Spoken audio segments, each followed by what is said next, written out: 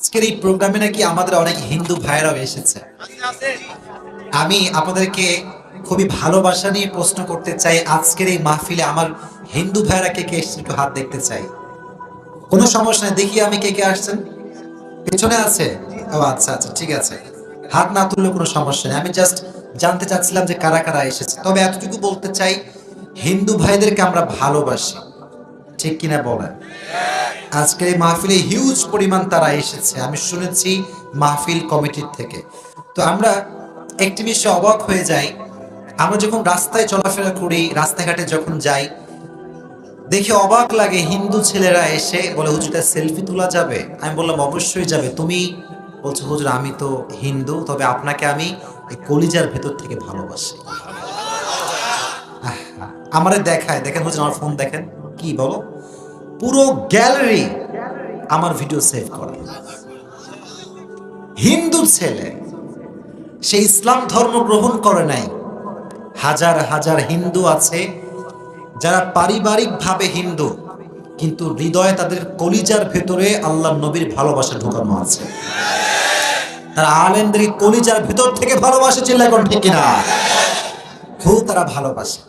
Even অনেক হিন্দু যুবকরা আমাকে মেসেজ পাঠায় আমার মেসেঞ্জারে, আমার হোয়াটসঅ্যাপে, আমার পেজে, যে হুজুর আমি হিন্দু হয়েছি তো কি হয়েছি, আমার পুরো পরিবারই আপনার কথাগুলো অনলাইনে শোনে। এটা হচ্ছে ইসলামের সুনিশ্চিত বিজয়। ইসলামকে, ইসলামের শত্রুরা যত বেশি মাটির নিচে দমিয়ে দিতে চাইবে, ইসলাম তত বেশি সামনের দিকে অগ্রসর হয়ে যাবে। দিস ইজ ইসলাম, এটাই হচ্ছে ইসলাম। তবে আমরা কোনো সহিংসতা পছন্দ করি না, আমরা কারো প্রতি বিদ্বেষ পোষণ করি না, আমরা সবাইকে আল্লাহর জন্য ভালোবাসতে জানি। আমাদের মাঝে হিন্দুদের জন্য ভালোবাসা আছে না নাই? সংখ্যালঘুদের উপরে আমাদের একটা ভালোবাসা আছে না নাই? আমরা দোয়া করি আল্লাহ তাআলা সমস্ত হিন্দু ভাইদেরকে ঈমানি শক্তিতে বলিয়ান হয়ে কালেমা পড়ে মুসলিম হওয়ার তৌফিক দান করুন। পড়া আমিন। লা ইকরাহা ফিদ্দীন। আপনি কাউকে জোর করে মুসলমান বানাতে পারবেন না যে ভাই তোরে মুসলমান হতেই হবে না।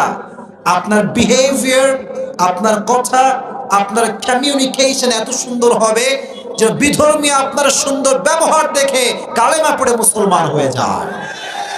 এত সুন্দর ব্যবহার করতে হবে।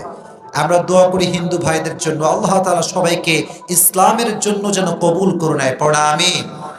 আমরা আর একটি কথা বলতে চাই, হিন্দু ভাইরা যখন প্রোগ্রামে আসে আমাদের এই বুকটা ভরে যায়, মনটা ঠান্ডা হয়ে যায়। আমাদের মনে হয় যে আমরা যা বলি কোরআন থেকে বলি, এই জন্য হিন্দুদের কলিজায় গিয়ে কথাগুলো আঘাত করে। আল্লাহ তাআলা এলাকাবাসীকে কবুল করে নিক, সংখ্যালঘু যারা আছেন তাদেরকেও কবুল করে নিক। পড়া আমিন। ইন্নাদ দীনা ইনদাল্লাহিল ইসলাম। In the day of judgment, there is only one religion will be acceptable to you, Lord, which is Islam. কিয়ামতের কঠিন ময়দানে আল্লাহ তাআলার কাছে একটা ধর্মই acceptable হবে, গ্রহণযোগ্য হবে। আল্লাহর কাছে একটা ধর্মই মনোনীত, ধর্মের নামটা কি?